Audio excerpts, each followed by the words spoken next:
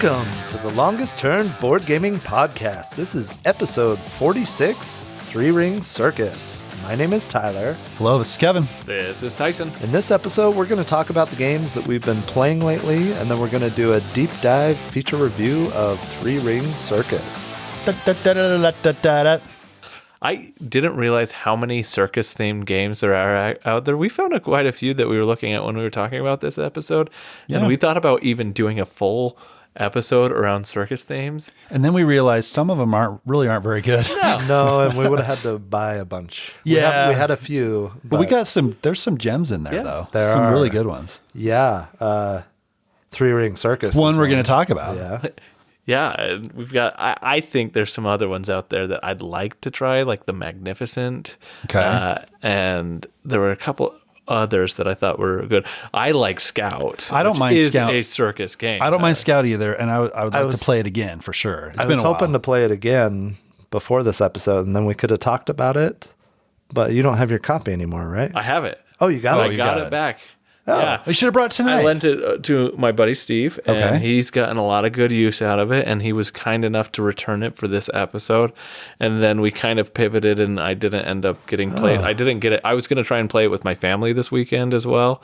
I was out of town and spent some time with them, and they elected to instead play Inside Job multiple times instead of Scout, which I actually think was probably the better More decision. enjoyable. So I got over the weekend 5 more plays of Inside Job. Wow. Yeah. It's turning into my most played game of the year already. And I've had it since Gen Con. So it doesn't hurt that it's a 20-minute game.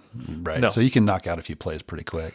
No, Your and family like it, though? They liked it, and they liked the variability. My brother-in-law and my sister, his wife, know that I play games a lot. So whenever I come over, they're always asking, hey, what games did you bring? Can we play something? This time, my wife didn't, or my sister, she didn't end up playing this one with us. She was taking care of some kids and some other stuff. Anyway, my brother-in-law really liked it, and she came over and asked, so are you going to buy this one? And he was like, I already bought it. So he love bought that. it right out with no hesitation as we were sitting there at the table playing. That's my favorite thing, is to introduce somebody to a new game and then they're on their phone buying it. Yep.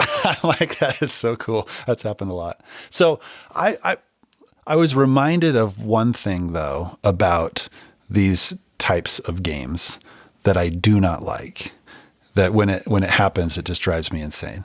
So these, social deduction type of games, it's when one person plays incorrectly on purpose, right? Yes. Yes. Why would you ever do that? I don't know why you would ever do that, but in one game that we played of this, there was a person that was not the insider, but they were playing as if they were the insider. So we got to the end vote, and I voted for this person, and they're like, nope, it ended up being my wife. And I'm like, huh? You were purposefully throwing missions. Like, why would you do? Oh, I just thought it'd be fun. That's in the same boat, though, as don't play with cheaters kind of thing. But this one's harder to do because it's harder to know whether or not thought it would be funny if I messed it up, guys. Well, yeah, and whatever. It wasn't that big of a deal, but it was just kind of like, it was kind of like, if it's on accident, fine. But if it's on purpose, yeah. Yeah. I don't know. What are you doing? Yeah, and it kind of soured me towards that game. But we played 4 other games that were fantastic, and everything was good. So not a huge deal, but that's one thing, is if you're not playing in the spirit of the game, it kind of ruins that type of game. It just does. I'm impressed almost by the fact that you made it to a vote, because I think maybe in one game that I played, we actually made it to a vote. Oh, we got there a few times. Oh, really? Like, we're not, like, I don't know if I think in all 5 games, we didn't complete all the missions one time. That's how we were in what I was playing this week. I played 3 games, and we made it to a vote every single time. Yeah. And I happened to be on the losing team every single time. I was once the insider and twice the agent team, Yeah. and lost every single time. And we played some different roles in there as well. So my daughter got super excited about it, which was fun. And she looked at the roll card. She's like, okay, I want to play with these 3 cards. And one was the risky agent. Then there was the insider. And then I think it was maybe the decoy. But all 3 roles were trying to collect the intel tokens. So it's like, I don't know who is who, you know? Are you the insider? You almost have 4. Are you the risky agent? Because if you are, I'm an agent and we're going to win. It's like, it was just a fun combination, you know? So it's a great game. Go back and listen to our Snapshot episode for more on Inside Job. Nice. So, yeah. So why don't we jump into what we've been playing lately? Tyler, you want to kick us off? Sure, I'd love to. So I did get a circus game played, and it was a lot of fun. This is Big Top from All Play. It was designed by Taiki Shinzawa, and I think it re-implements Suroboros, also by the same designer. The artist is the Miko. This came out in 2023. I picked it up at Origins. It is a circus game where you are auctioning off different cards, and players are bidding or passing on those cards. So in Big Top, you start out with a bunch of money, and you have this player screen that hides all of the money that you have. So you want to keep how much bidding power you have hidden. At the start of a game, whoever's first is the auctioneer. They're going to draw a card and compare it to one other card that they have in their hand. They're going to decide which card that they auction off, and they're going to place it down in front of them. Each card has a number of spots that need to be filled for that card to be completed once it is won by a player. And the way that you complete those circles or those spots on each card is by bidding that value during the bidding phase for each card. So if I put out a card that has a 5, 6, 7, and then I have a card that already has a 5 in front of me, and I bid 5, I'm going to cover the bid of 5 on the card that I have in front of me that I'm already working on, plus the 5 on the card that's being auctioned will also get covered. So eventually somebody's going to win that card, and it's already going to be partially complete. And if I'm the auctioneer and someone else wins the bid, they're going to pay that money to me, and they'll get the card, and it will keep any of the completed spots on it. And then once they fill in all the other spots on that card, they will get those victory points at the end of the game, or maybe a potentially instant reward. And then there's also clown cards that will score based off of various different things, like how many completed cards you have or the number of coins. And the clown cards are kind of multiplier scores at the end of the game. So the thing that I really love about Big Top is, well, there's 2 things. It's really fun to manipulate your bids in a way that you're filling in the cards that you're working on in front of you, and then you get to complete those, which is really fun. But you also bid in a way that prevents other players from, if Kevin's got a 5 on his card and he's bidding after me, well, and I thought about maybe bidding 4, I'm going to bid 5, so he has to bid higher than 5 and cannot bid a 5 to fill in that card right at that second. I love the aspect of the auctioneer rotates for each card, and so you're constantly kind of circling money around. If you do win your own auction, you pay the bank. So there is a way for the money to kind of disappear from the table a little bit, but it also is trickling out back onto the cards that are being auctioned when those numbers are said. Something that was really funny. So we played this the other night after playing 3 Ring Circus. I played it with some of our other friends, and there was this one clown card that it basically said, when you complete it, you get to flip over the top card off the deck, and whatever it is, you get it, and it's complete. Okay. So, and the points up to this point ranged from like 3 to 12 points per card. And it was like, well, that's a fantastic card if you got like a 10-point card for it, but you could bid really high. The bidding was starting to get pretty high on that card.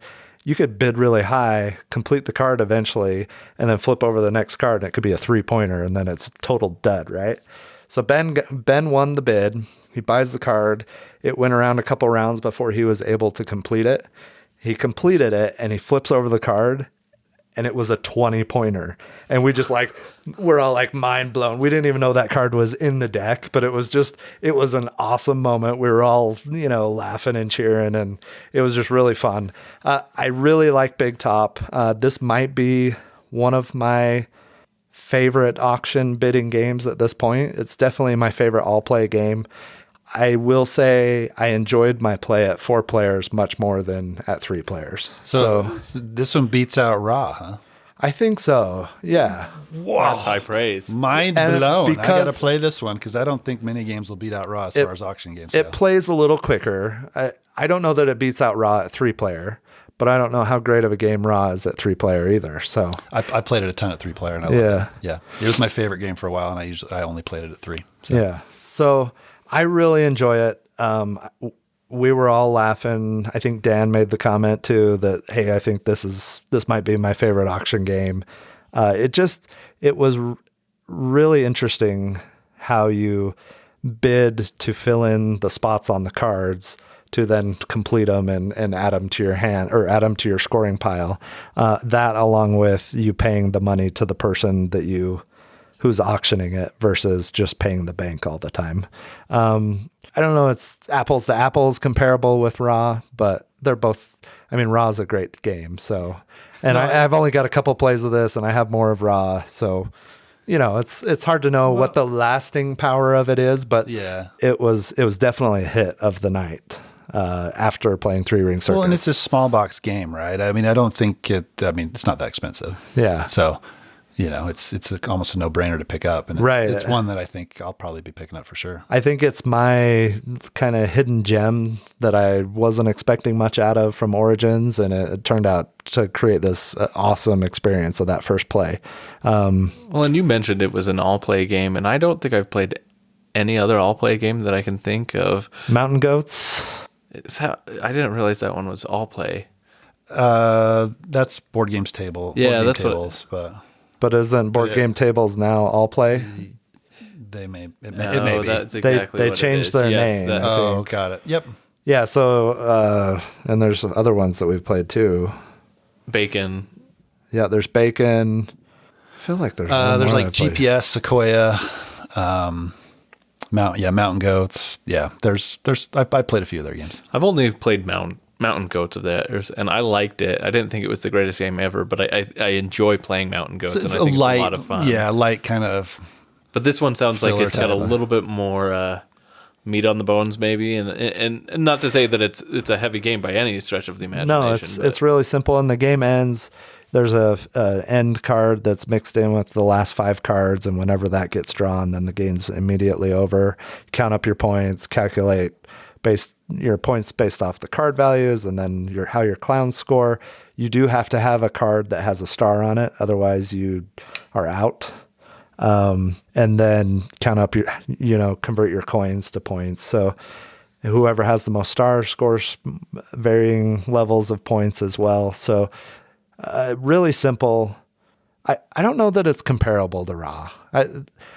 Saying it's my favorite auction bidding game, I don't know that it's comparable to Raw, but like comparing it to something like For Sale, which I love, I because this is fresh and new, first experience was so much. It was just, I've never had moments like that in playing For Sale. It's like For Sale's fun, but it doesn't create like these cheer out loud or messing with people bidding certain way. Like it does a little bit, but not like this. Yeah, one. somebody gets stuck with the cardboard box and it's always hilarious. Sure. But yeah, it's a little bit different, it sounds like. Yeah. Yeah, so that is Big Top from All Play. So you got a game in with Ben. I was playing a game with Ben a couple weeks ago that this is a game that he brought back from Gen Con, and it's one that I had heard nothing about. The game's called The Great Split. It's designed by Yalmar Hawk and Lorenzo Silva, with art done by Weberson Santiago, and it's published by Horrible Guild. Like I said, I'd never heard of this game. I know Horrible Guild from a couple of their other titles, but I hadn't heard this game being published, so it was not on my radar at all. And when Ben brought it out, the title alone kind of stood out to me, and I said, okay, with a name like that, this has got to be an I Split You Choose kind of a game, right? It was like, that's exactly what this game is. Yeah, we played it once at Gen Con, and yeah. So if you have no idea what an I Split You Choose mechanic is, I think the easiest way to think about that is if you think back when your mom was in the kitchen with a nice fresh dessert, pulling it on the table. It was a cookie, but who told you you can eat my cookies? You couldn't have the whole cookie before dinner, but you needed to split it with your sibling, and she let you go ahead and cut the cookie in half, but your sibling got to choose the other half. That's exactly what this game is. They split it, and then you get to choose what's ever left over. So it's essentially you're trying to make the most optimal decision for both of you, so you both end up happy at the end of the deal. And that's what this game is. It's primarily focused around that I Split You Choose mechanism, but then it also has tracks. So if you like scaling tracks and splitting prizes, then this is a game that's going to stand out with those. When I say tracks, you've got 5 different tracks on the top of each player board, and each of these are different resources of a type. It's all really abstract, honestly, but it is beautifully done, the production of this game, which I think also helps it stand apart. But the tracks themselves are stuff like art, sculptures, gems, coins, and books, I think. Blue, green, yellow, yeah, purple, brown. Yeah, and that's how you end up referencing it. Yeah, exactly. But yeah, it's nice that there's theme behind it too. But yeah, exactly. And then on the bottom of your board, you've got these other tracks that correspond with those resources of the upper part of your board, except they're the multipliers, essentially. So they're like the certificates or the medallions or something to that effect. Again, theme in this game is very limited, but you're trying to increase your cube on each of these tracks so that you can score a lot of points at the end of the game. And to do that, you have cards. Everybody gets a certain number of cards each round that they're looking at, and they're going to make a decision to split the cards in a way that you pass them to your left, and the person on your left chooses the cards for the first round, and then I think it switches to the next round. So the person on your right, you pass the cards to. But essentially, you pass them this wallet that has a bunch of cards in it with different symbols on them. Some of them are, say, like you have 2 books on it, and then you have money on another one, and you're trying to decide which resources you're going after to scale up these tracks, because every symbol on each of those cards is going to allow you to advance on a track if you get to keep them at the end once everything has been resolved. So I pass my cards to the player on my left or right, and then they pick the cards, and then the player who is on my right passes it to me, and I get to pick the cards that I choose. And then they hand it back to you, and you combine whatever you've gotten in total, and then you scale the tracks. It's really a pretty simple game, but what I really liked about this game was there are 2 kind of critical moments, I felt, was that passing decision and then that receiving of it. It was the meat of the game, because I felt like throughout the game, I hated passing the cards and making the decision of hate in the way of, like, I had a lot of anxiety over, did I make the right decision? Am I splitting this the right way so that they're going to take the stuff and I get what I want in the end? Or did I just give them a ton of stuff and they ended up taking the exact opposite of what I wanted because they, for whatever reason, want those other cards that I wanted? And so there was a lot of anxiety in splitting. Yeah. But then immediately, once you receive that from the other player, you look at it and you're like, these are both great choices for me. I can't go wrong on whatever you pass me because I had no control over what you were passing to me, but I get to choose whatever I get. And that feelings were like so immediately contrasting to me that I was really surprised by what the game was offering in such a simple mechanism. So highs and lows immediately. Yeah. Like, oh, yay. Oh, yay. And it was that up and down all throughout the game, which is interesting because that's all you're doing on the tracks as well, is going up and down on these tracks, trying to make sure that you have the stuff that you want. And it was interesting to me. Yeah. Like when you're passing the cards, trying to pass them in a way that you get back what you want. That was the interesting part to me. It's like, okay, I'm going to make this enticing enough that they have to choose these, but I really want these cards, And when that worked out, that was pretty cool. So is this mostly simultaneous play?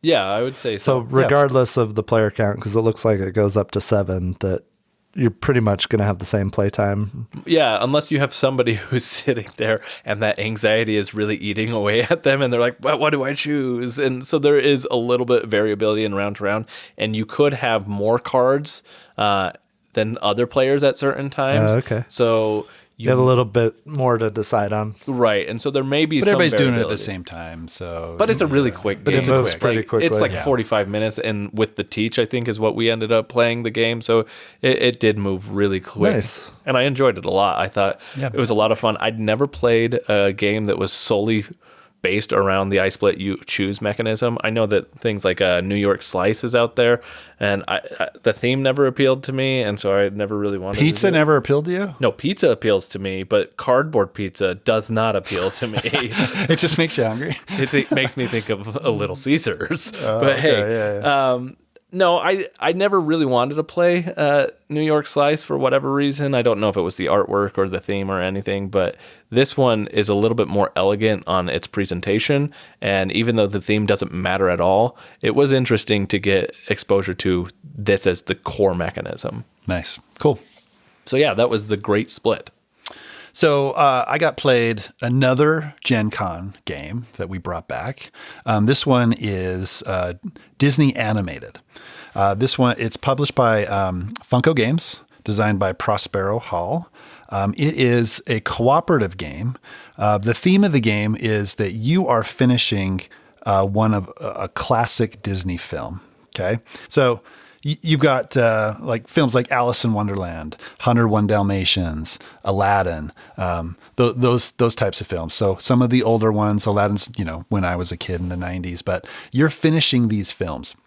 Okay. And there are villains. The film's not done yet. And there's villains that are trying to prevent you from completing those films, because the villains know that when the film is done, their fate is sealed, right? They're in the movie and they know that they're going to be defeated. So they're trying their best to get you to not complete that film. Okay.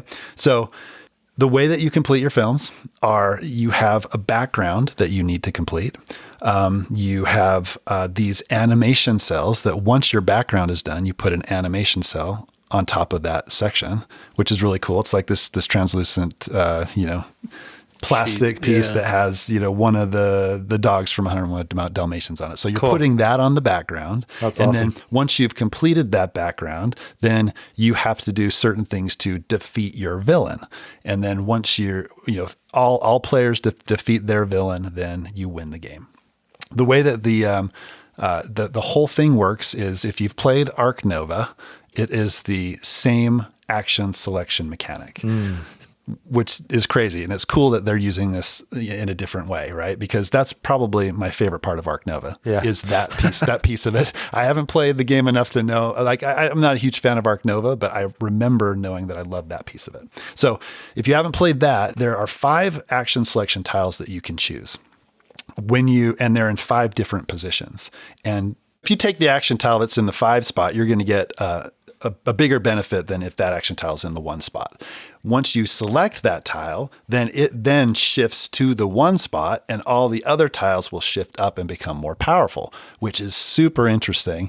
And it's very strategic when you're trying to line up actions for everybody else around the table, right? So in Arc Nova, it's a competitive game. This one, it's a cooperative game. So you're trying to manipulate those tiles to get them exactly where you want in order to take the action that you want, which is really cool. So there's a background action where you're building your background. There is ink and paint where you're taking paint and you're using that paint to build your background, or you're using that paint to defeat your villain. There's animation where you're drawing animation cards, and there's like grit and teamwork, and there's 5 different cards that you use that are what animators, I guess, use to animate movies, right? there's a magic card, and the magic card will allow you to, duplicate the action somewhere else. And it allows you to use, other abilities. Everybody has variable abilities. They can do their own thing. Once they build this little cell in the background in one part of their board, then that special ability unlocks. And when you unlock it the first time, you get to do it for free, which is always cool and it's exciting. And then you can do that ability once per turn, every turn, if you have the right, these little magic tokens. All right, so you do all of that. Hopefully you build your background, you get the cells on there, you defeat all your villains, and you win the game. So we've played it once. When we played, it got to the last round, and we're like, okay, this marker is all the way to the top. We've reached our deadline. We're gonna lose. It's been fun, but we'll play it out and see how it goes. So my 10-year-old, she was almost to the point where she could defeat her villain. She had the paint that she needed. She had everything but the cards that she needed, and she needed like grit and teamwork, I think. And this deck is just shuffled. It's completely random. There's 5 different types of cards in there. We're like, okay, take the animation action. You're going to flip over just 2 cards because that's where it was in the row. If you happen to get grit and teamwork, then we're going to win. There's no way that this is going to happen. The odds that this is going to happen they're just astronomical, right? She flips over the first card. It was one of the cards that we needed. We're like, oh my gosh, there is a chance. So you're telling me that there's a chance. She flips over the other card. It was the other card that she needed. Everybody's cheering. We're jumping up. We're high-fiving. We go and we finish the round, and we defeated like 2 villains on that last turn and ended up winning the game. It's in the most improbable way. That's awesome. Everybody loved it. They were just having a great time. My daughters have asked to play it again multiple times. It was just such a cool experience. One of the best gaming experiences I've had all year, which is crazy, which kind of surprised me for this game, this mass market Funko game. I mean, Prospero Hall, they usually do a great job on these games, and they really, I think, knocked it out of the park on this one. So, I mean, if you're a co-op fan, if you're a Disney fan, I think this one's worth checking out for sure. I think Prospero Hall, you mentioned it. They knock it out of the park with these IP style games. And yeah, right. I remember 5-10 years ago, whenever I'd see an IP or hear an IP game put on something, I'd be like, well, that's going to be utter garbage no matter what. But I feel like they've raised the bar across the board on what IP games can do. And so I'm glad that this one sounds like it's maintaining that status with what Prospero Hall is doing. And it sounds to me like it's got some of the translucent kind of sheets putting together, feels kind of like canvas in some ways, where you're building the artwork and things like that. Does the product come, like when you've completed it, does it look like a full kind of picture and image that's satisfying and fun to look at? Or? Yeah, it's really cool. It's like a scene from the movie. Right. So your background is slowly building, and then you put those cells on top, and it's just this scene from the movie, which is kind of cool. And it is satisfying to get that all built. And the production is really good. Each each movie comes with its own little tuck box. So you put all the pieces in there, all the cards that go with that movie, and then you can just put them right back in the box, which is, they just really did a good job on the production. It's all the retro, old style Disney animated art, which is really cool. So yeah. I love that they take the mechanic from Ark Nova and put it in a cooperative game. I think that's a fantastic idea and makes me want to try it out.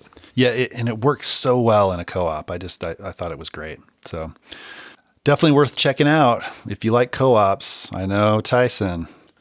I like Disney. And I like it's an amazing family game as well. I like the aesthetic of this game. It's one I would definitely try. Co-op is, you're right, not usually my favorite, but this one sounds interesting enough that I would be happy to give it a try. So check it out, Disney animated.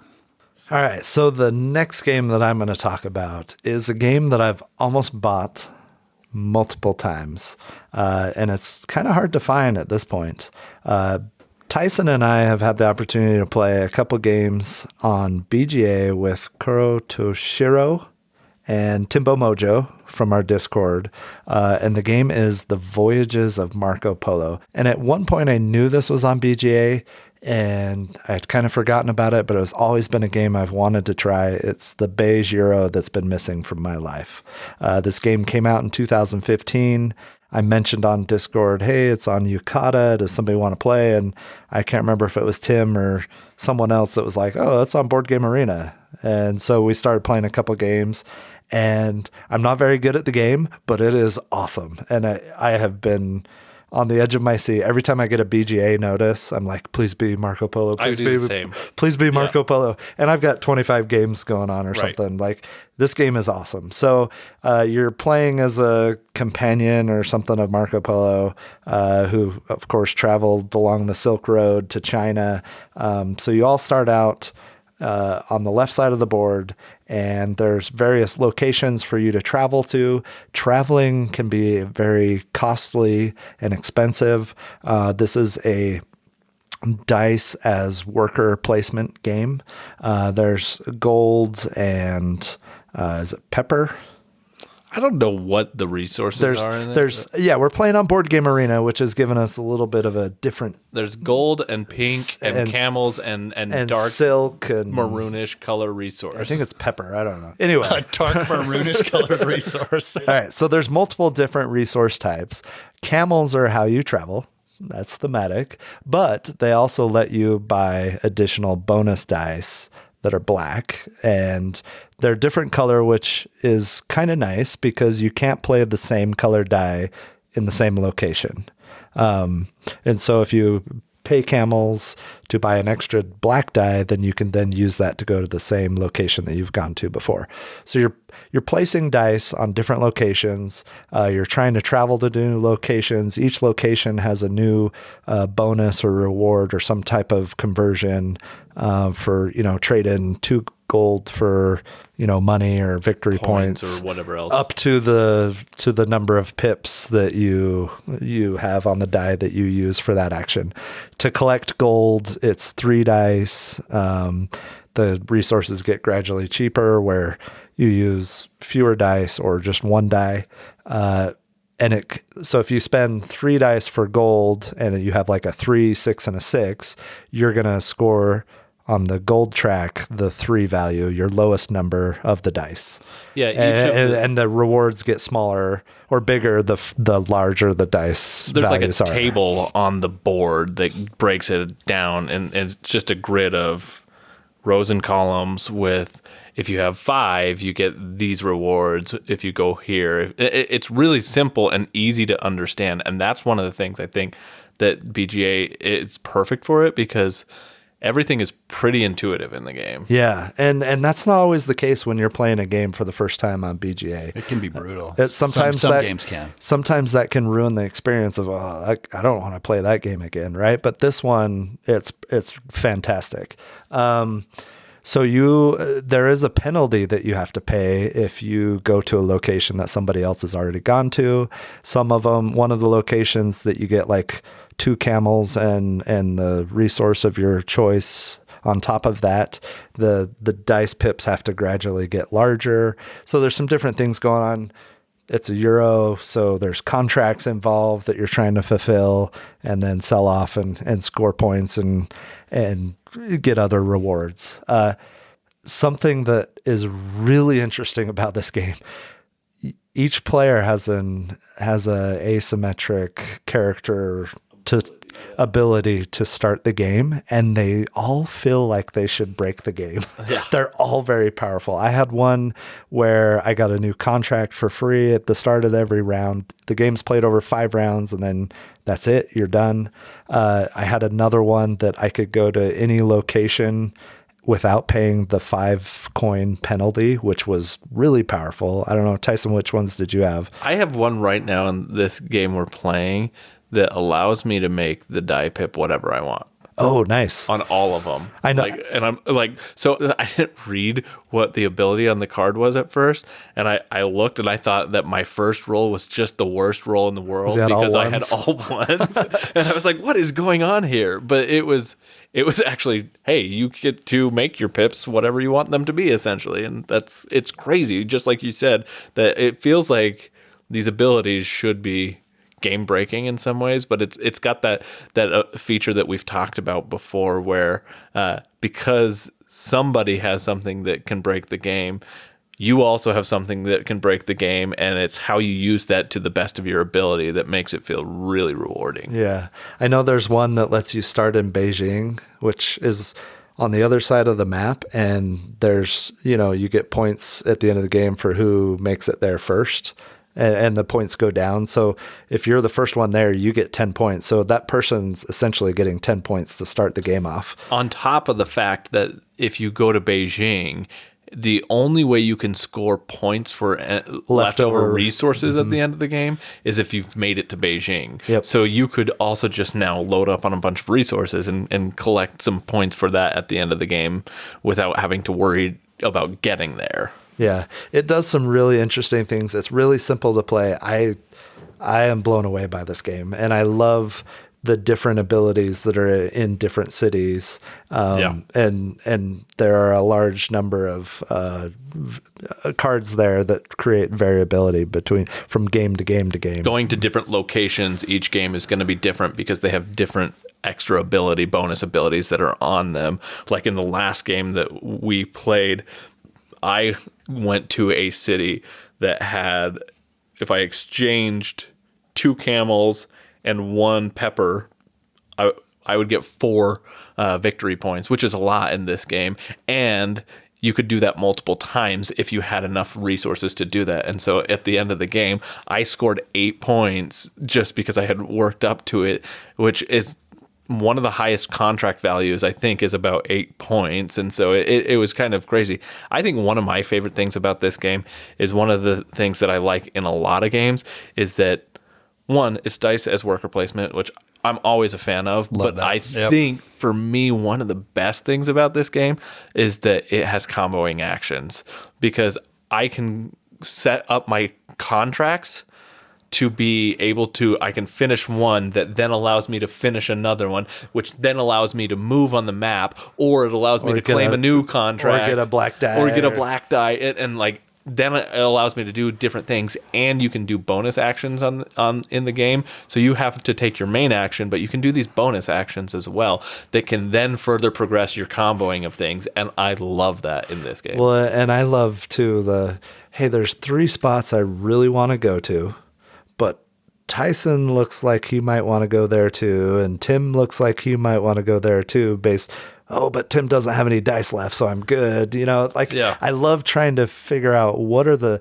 optimal locations for me to go to right now so that I can accomplish what I want to do this round, and also set me up for the next round. It's a fantastic game. It's hard to find. It's not really available. There is a sequel to this game, and that is Marco Polo 2 in the Service of the Khan. This is the Voyages of Marco Polo. I didn't mention the design team, and this is what originally drew me to this. Yeah. It's Simone Luciani and Daniela Tessini. Yep. And which doesn't surprise you at all about the comboing stuff in that, because both of those do that. That's their MO. Yeah. I mean, put those 2 names on there, and Lopiano, put those names on there and sign me up, because they just have done so many fantastic games that I've played and have enjoyed. Marco Polo 2 is on BGA as well. So we're going to play, I think, maybe one more with this same group, and then move on to Marco Polo 2 and try it out, because which both Koro Toshiro and Tim have said that they prefer or Marco Polo 2 to the Voyages of Marco Polo, which, I mean, if that's the case and it's getting better, I'm all in. Yeah, no, totally. I'm excited. You guys going to track down the physical version of this, though? I don't know that I'll get the first one. If I like the second one as much as I do the first one, I may. The second one is more available, so I would be willing to get that one. if I keep having as much fun as I am on BGA with it, I don't know that I will, because It's so accessible on Because BGA, it's just a good BGA implementation. right. Yeah. And how many games on BGA are there that we have physical copies of that we never have the time to play anymore, but we get to play them all the time on Board Game Arena? Oh yeah, So for sure. I mean, I definitely want to try this one, right? It reminds me of another Luciani game that I want to play, Barrage, right? Yeah. Which I have Barrage, and I have the expansion for Barrage. There is a Kickstarter that's out now with more Barrage content. So, I mean, we have to get that one played. And I played that one on BGA a few times. I think we tried to start that one on BGA, but it was nowhere near the accessibility of Marco Polo has been. Yeah. And we had to end up canceling that because I think that one deserves the first play on the table. You should play it on the table. I learned it on BGA, and there's still a few things that I'm a little, not 100% on. So yeah, we should get that one on the table. the other one I still have never played, I think both of you have, is Lorenzo Il Magnifico. Oh, that one's great. That's Really that's good, yeah. Luciani's on that one as well with a couple other guys. I would love to try that one as well. But that I mean, Luciani, Ticini, I mean, that's just gold, right? Yeah. Yeah. I am so excited about this game, and I was terrible in my first game. The second game, I thought I played much better. It was so much fun. The power that I had, I felt like I could do whatever I wanted, and I still got blown away in the game. But I had a blast playing it, and that's a sign of a good game, that you can lose by 20 plus points and still really enjoy it. Yeah. So. Yeah, so that's The Voyages of Marco Polo, which came out in 2015. All right. So one fantastic game to another fantastic game, and that is Anachrony. So Tyson and I, we had the chance to play the latest expansion for Anachrony, Fractures of Time. This was part of the Infinity box that we got that was fulfilled years ago. But I mean, Anachronies can be a difficult game to get to the table. And there's so much Anachrony content already. Yep. And we had played through a lot of the Anachrony content, but we hadn't quite got to the Fractures of Time content yet. So Tyson, it was just me and Tyson for a game night. I'm like, I'm just going to set it up. I'm going to read the rules, and we're just going to figure it out. A lot of new content in this expansion. A lot. There's a sideboard. There is your own little fracture device that you're powering up. There's new building tiles that you throw in there, which we'll talk about those in a minute, because there's a few additional building tiles that are amazing. They're just awesome. So the main concept of this is you have flux cores that allow you to blink. And blinking means that you're going to have your worker on a worker placement spot out on the board. You can then move that worker to another available spot. So, and then you take your worker, and wherever you move your worker, you're going to return it to your board, either asleep or awake, depending on where you move it from. You keep the exosuit in the position, but you have to return the actual worker itself. Exactly. So that will fill up a spot, but it also opens up a spot that you moved from that either you can go to or somebody else can go to. When you power up when you do the blink mechanic, you take one of these flux cores, you put it on your fracture device, and then depending on how many flux cores you have on your fracture device, you have to roll some dice. If you roll well, then nothing happens. If you roll poorly, then you will have a glitch that goes out onto your board. And glitches do all kinds of bad things. They can go in your anomaly spot and fill up an anomaly. They can go onto your board where you're powering up your exosuits and fill up a spot there. They can go. I think the worst spot other possible, for me, was the time travel track. It can block the time travel track, and you can't time travel until you remove the glitch. Is it random where they go? Yes, it's random based on the die roll. But yeah, if it goes on a time travel track, then you can use your labs to time travel. You can still do it, but you don't get a benefit for it. It shuts it down, right? Unless you're the Unity faction. So the Unity faction does have a way to mitigate it. It's a new faction for the Fractures of Time expansion only, and they have a spot where you can put a glitch on, and it doesn't do anything. It's just a one-time thing. One-time glitch repository. Yep. So on your fracture device, there are ways to get rid of glitches. There's a few extra actions that are on there where you can expand your device to allow for more flux cores to go on there. And there's ways to get victory points on that board. The sideboard has a way to get they're operators. They're new workers that you can hire. And the operators, when you glitch with an operator, you don't have to roll those dice. Oh, right? okay. Nice. So they get a benefit. They don't get any of the benefits of the spot, though. So normally if you go to a worker, like an engineer will give a titanium bonus, right? They count as everybody except for geniuses, but they don't get the bonus that the specific worker They're would get, basically right? dumb geniuses. Yeah, basically dumb geniuses, right? But they're very useful. And, you go to that sideboard to get those guys. Plus you can get more flux over there. You can get energy cores over there. Energy cores. And you can get technologies. The technologies. Technology I forgot cards. about that. That's one of the coolest parts of the game. Agreed.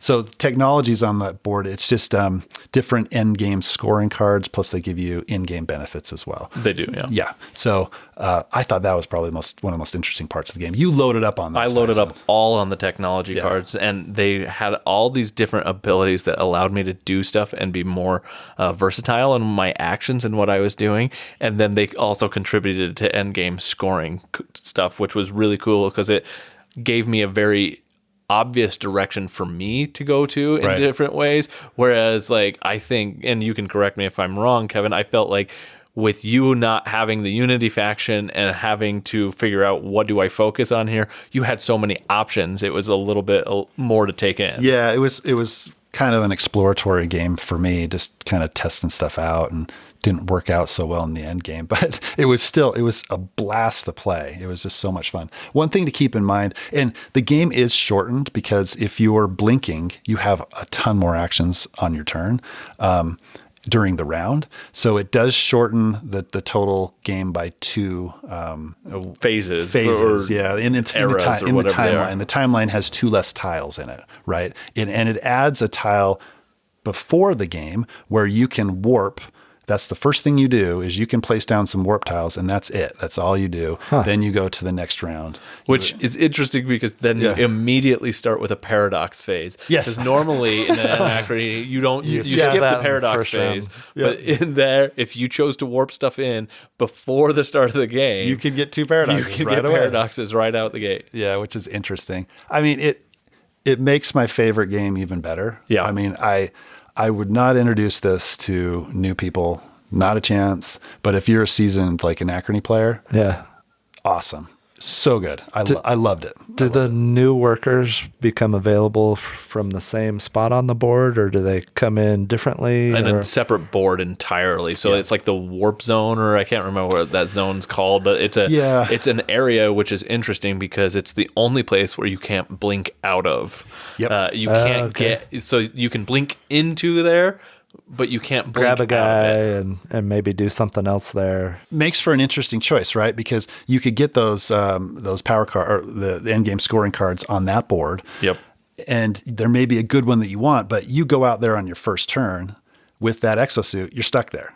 And those spots are limited, so there may be reason to do that, but that means that you've placed a worker there that is stuck there for the rest of the round. Exactly. Wow. They can't blink. So it makes for an interesting decision. Which I've got to say, that whole blinking concept, we're playing a game on BGA right now of Anachrony Vanilla, and I still love the base game, but I made the comment to you, Kevin, that I want to blink. I want to be able to blink because all of the construction spots were gone, and I was like, somebody needs to blink off of those spots so that I can go build something. Yeah. But it does free that up in a way that allows you in a single round to have a little bit more versatility than the standard game does. Yeah. I want to try this out. I mean, even the games that we've been playing lately on BGA, the vanilla games, those have been awesome. Yeah, I agree. With some of the other expansions, you can kind of pick and choose parts. Yep. Was this expansion, did you play everything that was available in this expansion, or was there still stuff There left was out? like a small module that we didn't play with, but it was almost all of the content. Yeah, it was pretty much everything. And you mentioned something that you said you were going to come back to, and then we totally forgot because there's so much. The buildings. That I believe that is a module that you can play with, right? The building, there's a new building type in this game that you can add to it, but I think you can add it to other stuff too. Oh, cool. Yeah, and why don't you explain the buildings? When they come out, there are certain buildings that have adjacency rules on them where if you play them on a spot on your player board, depending on where they are played on the board, things that are adjacent to them will give you immediate benefits or potential future benefits if you play something later adjacent to it that's going to give you resources, it's going to give you points, it's going to give you flux different flux scores. Yeah, exactly. Different types of things. There's one that has a mech as a reward. Yeah. Oh, yeah. And I got that one and I used it, which allowed me to have an extra worker at in one of the last rounds. And it was it made a big difference in how I played. When are we playing? As soon as possible, because it is so much fun. One thing to keep in mind is it's quite a bit of setup because you have to swap out quite a few building tiles just for this expansion. So it's worth it, all the setup, but it takes a bit to get this one out. And if you thought it was a table hog before, oh my gosh, we barely fit 2 players in the vaults. I've got a big table, right? I would have to put the top on the table, and I think 4 players would barely fit even on the top of my table. Right. So it's because it's got that whole separate sideboard, the fracture device, and then it's got another large sideboard that everybody has access to. So it's got a lot of stuff to it, but it's a good one. It's crazy. It takes an amazing game and continues to raise the roof. It's great. It looks awesome, and this is one of those games, or one of those expansions that's always been eating at me that we haven't gotten played yet. So it's awesome that you guys got to play it. I'm excited to try it out. Yep, and it's beefy. It's 4.55 on the complexity rating. So it's not for newbies to not for the lighthearted. Anachrony. But if you got your head around the base Anachrony mechanics, then throwing this one in to be a good time for sure. Awesome. So that is Anachrony, Fractures of Time. I think that's a good place to wrap up the games that we've been playing lately. Should we get into some 3 Ring Circus? Yeah, let's do it. All right, so with our feature reviews, we start off with a rules overview from Kevin, and then we'll get into a discussion about theme and components and things we like and dislike about the game, and then we'll go into our final thoughts and ratings. So we'll turn it over to Kevin for our rules overview. 3 Ring Circus is designed by Remo, Conzadori, and Fabio Lopiano, with art done by Edu Valls, published by Devir. In 3 Ring Circus, each player is the director of a small 3 Ring Circus traveling across the U.S. at the end of the 19th century. Players will hire artists and perform shows in various towns and cities, trying to gain fame. Shows in small towns are easy to perform and get you the initial resources to improve your cast. Medium cities are more demanding, but grant access to better artists. Big cities are even pickier and want to see very specific acts, but performing there gives you the most fame. While your small circus is trying to survive, the much bigger Barnum Circus is traveling around, and when it reaches one of the main cities, it triggers a scoring for that region. Circuses that do the best performances there will gain even more fame. To play 3 Ring Circus, you will take one of 2 actions: engage an artist or perform a show. To engage an artist, a player will play 1 card from their hand, placing it into an available slot on their circus board. Each circus board has 15 slots for artists and 3 slots on the left-hand side for endgame scoring cards. The artist slots are arranged in 3 rows of 5 cards each, the 3 rings of your circus. Both money and ticket cards have artists that you can hire for your circus show. The number in the top left corner is the value of the card. For money cards, this value is the cost to engage the artist on the card, but it also can be used to pay for engaging other artists by discarding the money card. Artists are laid out in each row of cards on your circus board in strictly increasing order from left to right, so that artists with lower value will perform before their more valuable colleagues. There are 16 artist types in 4 categories: basic artists, animals, acrobats, and special performers. Each category has a different shape and color, and each type has a different value. At the bottom of all cards, there is an effect for each of them. On money cards, this effect will increase the value of your show depending on the category of artist performing after that artist in the same row. On ticket cards, the effect could be an extra icon for your circus or endgame fame points. When you engage an artist, you must assign it to one of your 3 rings. The card will then take its place in that row according to its value, so that all the cards in the same row are always in order of strictly increasing value from left to right. If you play a card in a row that already has other cards, its cost is the difference between the value of the card you are playing and the value of the highest value card in that row. Playing a card could increase the number of pedestal symbols in your circus. Any pedestals gained will move your pedestal marker up the pedestal track. Pedestals will help you gain circus fame or additional artists in the medium-sized cities you perform in. Player cards could also trigger immediate effects that will give players additional cards, fame, or allow players to place end-of-game scoring cards on their player board. Instead of placing a card on your circus board by engaging an artist, you can perform a show on your turn. To perform a show, you will move your caravan to a small town, medium city, or a main city and place a circus tent in that city. Shows performed in small cities will give players additional money cards. Money is earned for the city being performed in and for each additional small city adjacent that hasn't already had a circus. Players will also get money for money symbols showing on their circus board. When performing in a medium city, you want to have as many pedestal icons in your circus as possible. All basic artists provide at least 1 pedestal, and some instant effects provide 1 or more. Each medium city also has 1 preferred performer type, determined by the city tile randomly assigned to it during setup. This will provide a bonus of 2 temporary pedestal icons when performing in that city. Medium cities will give players more performers or fame depending on the player's number of pedestals. Each of the main cities will be assigned a card, which determines what type of artist that city wants to see: animals, acrobats, or special performers. Each card has 1 specific required artist in the middle, with 2 other types of supporting artists to the sides. In order to perform a show in a main city, you must have in your show at least the required artist type for that city, as indicated in the middle of that city card. If the required artist is preceded and followed by a specific type of artist, more points can be scored. Finally, for each performance, the Barnum caravan will move 1 space along the outer route of the board. When the caravan reaches a major city, there will be a scoring for that region. Players can earn up to 10 fame, depending on who has the majority of the performances in the region. When Barnum is mated around the entire board, the end of the game is triggered. Players will then score points for end-of-game effects on ticket cards and end-game scoring cards. The player with the most fame is the winner. That's a quick rundown of the rules. Let's get back to the table to see what we thought of 3 Ring Circus.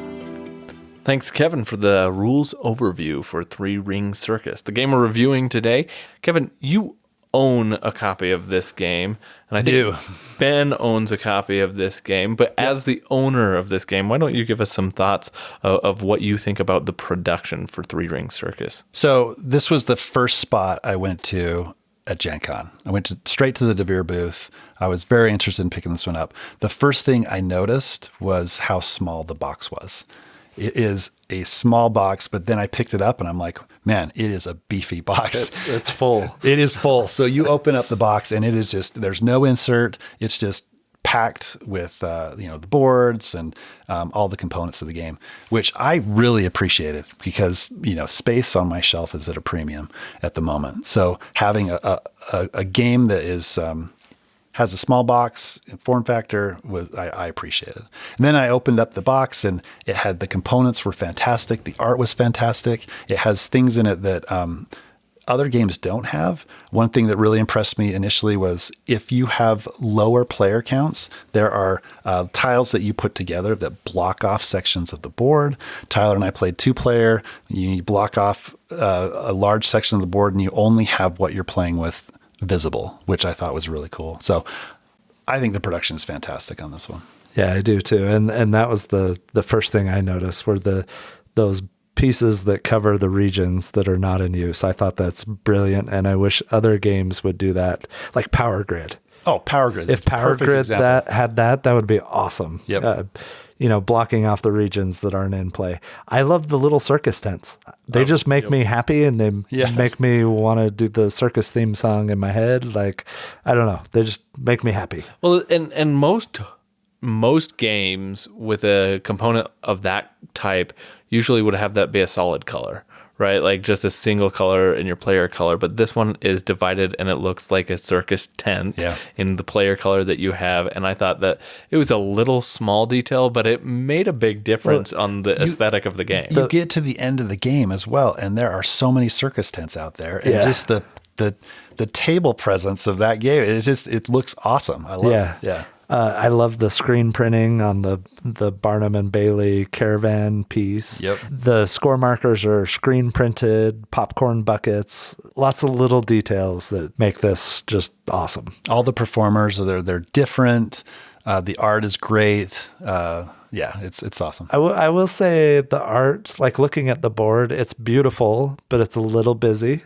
Yep. And I've looked at who the artist is, and there's another game that this artist has that's also a little busy, and that's Bitoku, but also beautiful. Yes. But it is a little busy when you look at either of those boards. Yeah, we had a few issues, especially as you get the tents out there, kind of seeing what was going on the board, where the routes were going, and there was, oh, wait a minute, this doesn't go there, it goes there. So it did get, especially when you get the tents on the board, and the busy nature of the art made it a little bit difficult at times to kind of see where you're going. I think the big issue I had with that was with the mid cities, whatever they're called, the middle, like the smaller cities.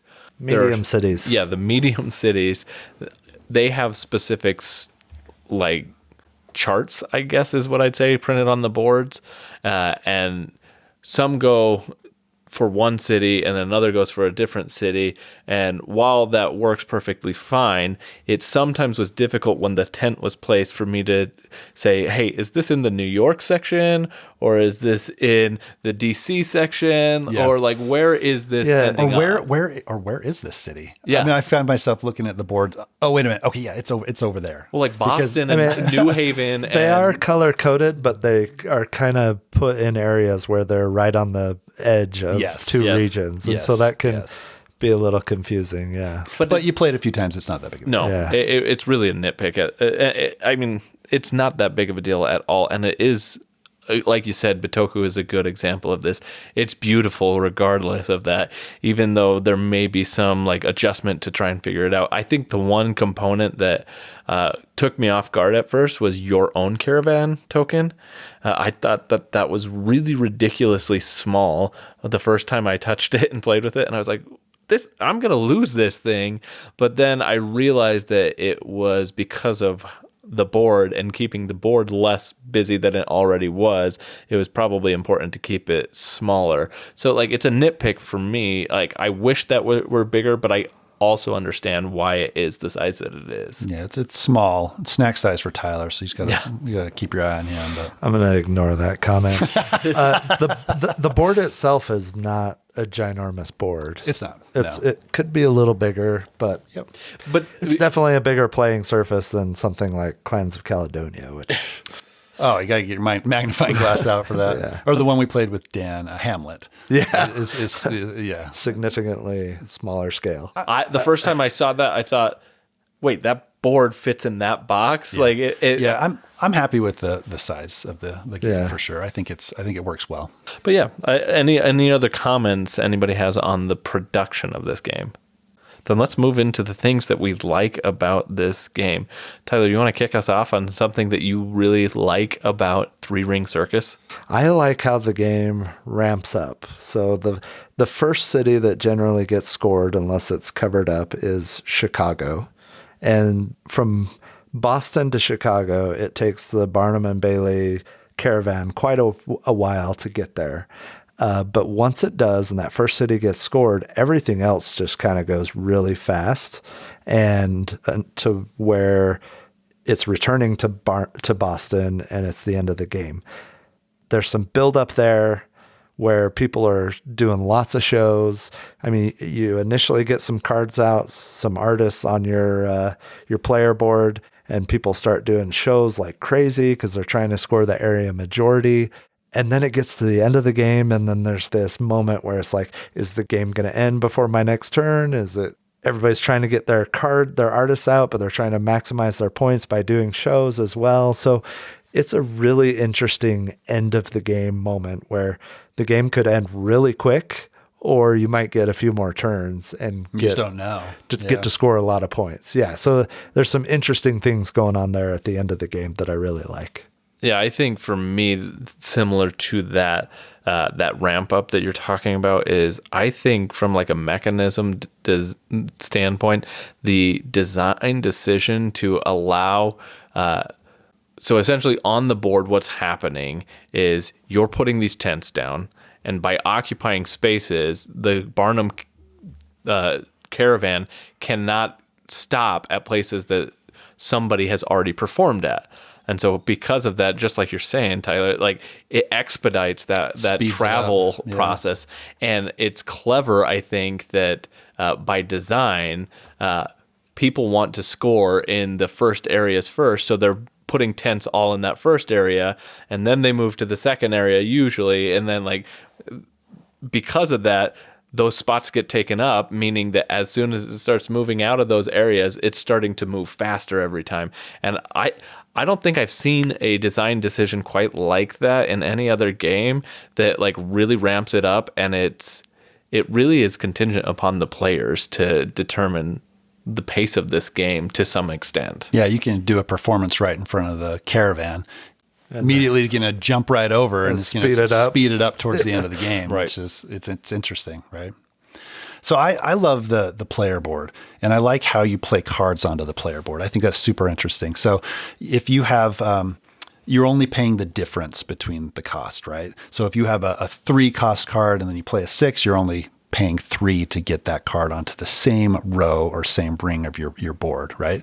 That makes for some really interesting decisions because you can get a high value, you can spend a lot of money up front, get a 15 or 16 value card on that row, and then every card you play after that's going to be free. And it's going to bump that card down that row, unlocking bonuses or covering, travel icons or other things. But that whole decision of how am I going to do this, right? Am I going to play a lower value card and build up that way, a high value card, and then synergizing those bonuses with that card is just a super interesting part of the game. I love that. Yeah, I love it too. It's a lot of fun. In fact, I love that choice of, I've got one row where I started with low cards and I'm paying for those cards that I'm adding to that row.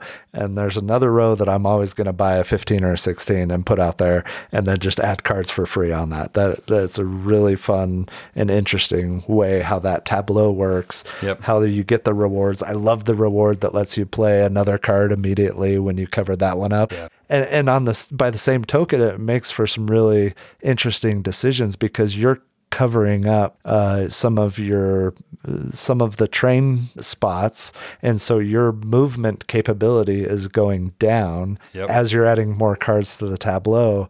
And then you've got some really interesting decisions there. And in the last game that we played, Kevin, I think there was somewhere you wanted to go that was 2 spaces away. I couldn't do it. I had one movement, and luckily, I did have a bonus instant effect card. Yeah. When you put a performance on, you can move 3, which is another really cool part of the game, I think. But yeah, you're really limited in your movement, and your movement gets hampered more and more as the game goes on. Early on, it's not a problem at all. You can go anywhere early on, but as the game gets later and later, you have to plan for that, because if you don't, then you could put yourself in a bad spot, which I was in a little bit of a bad spot that last game. So. But conversely, you also have tents on the board as well that you can hop now, and so which increases your mobility. Does increase your mobility. So as your trains decrease, the more tents occupying the map allows you to maybe move around a little bit faster with less movement points potentially. So I think it's well thought out in that regard, and it's interesting how that counteracts, I think, the pace of the game as well, and the timer of the end game is because as Barnum is increasing in its speed, you're starting to decrease in your speed to kind of level these things out a little bit, and I thought that was really interesting. Again, very clever. Really clever how that was worked out. I think that's a good word for it. It's a clever game. It's a clever design. It's got things in it that I haven't seen before. Right? Yeah. I also appreciate there are multiple paths to victory in this game. Mm-hmm. I played a game. It was a 4-player game. I focused on the medium cities and maximizing the points in the medium cities. So getting my pedestal value up as high as I could. And then, if I didn't need cards, I was making sure I was getting the 7 victory points, and I was way ahead of everybody in that game. My wife, she really maximized her board and end game scoring points on her board. So when we calculated end game scoring points, I was way ahead initially, and then she got within 5 points of me at the end of the game, and I thought I was just going to run away with it. So there's different strategies that you can have. I don't know if there's a ton of different strategies, but there are different strategies you can follow that are going to be equally viable. Yeah, definitely some different approaches for sure. Yeah, absolutely. So let's talk about a few things we don't like. Yeah. Is there anything we don't like about this game? I have a neutral first. Okay. And I feel like this is worth mentioning. I've played it at all the different player counts. I played it at solo. The solo was fun and was challenging. It was a little tedious going through the decision tree multiple times on similar actions that the game does. I think by the end of that first solo play, I had it down where I didn't have to look at the rule book to figure out what was going to happen in this situation when the game does this action.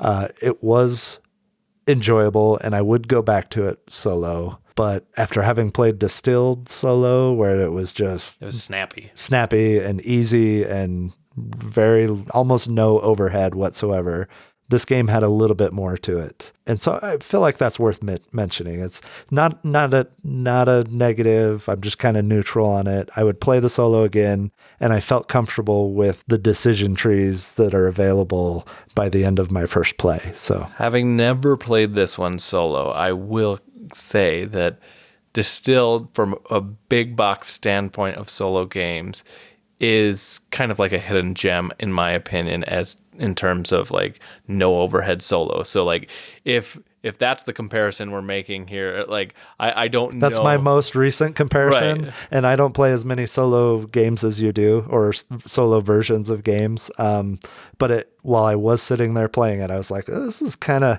I don't know that I could get through this in a half hour like I could in a Distilled game. No. So. And my most recent solo play is Undaunted. So this one sounds like a walk in the park.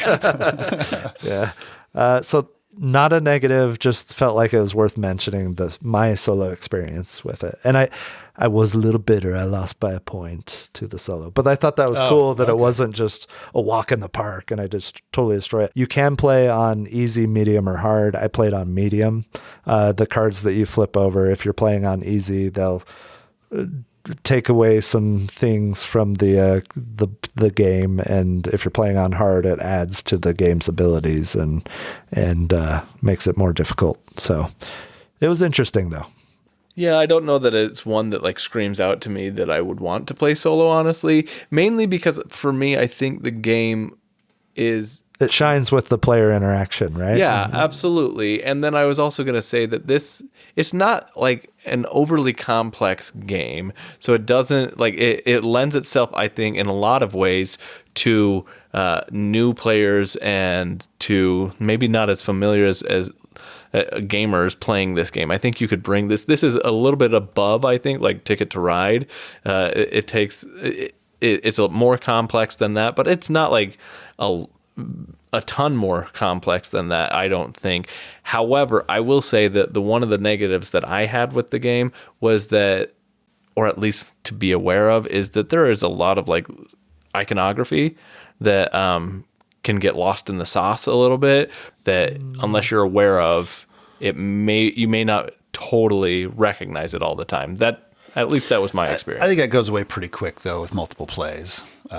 As with I think most games. Right, but that's what I'm saying is in the perspective that I think this game is fairly accessible to most player counts, that if you don't give it multiple plays and the first time somebody plays and they're like, oh, it was a little too confusing because I didn't remember what the symbols meant or things like that, I think it warrants another play for that.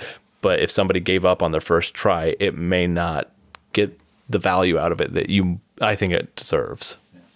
Yeah, well, one thing I keep coming back to this. I wonder if the game would get samey, after a while, right? I think so. I don't know if it has the staying power for a lot of plays. There is variability there. I mean, you're going to put those tokens on the medium cities, but that's not a lot of variability. And then the cards on the cards, the there's main cities. Yeah, there's like 7 or 8 of those cards. They're The not scoring cards, there's a little bit of variability.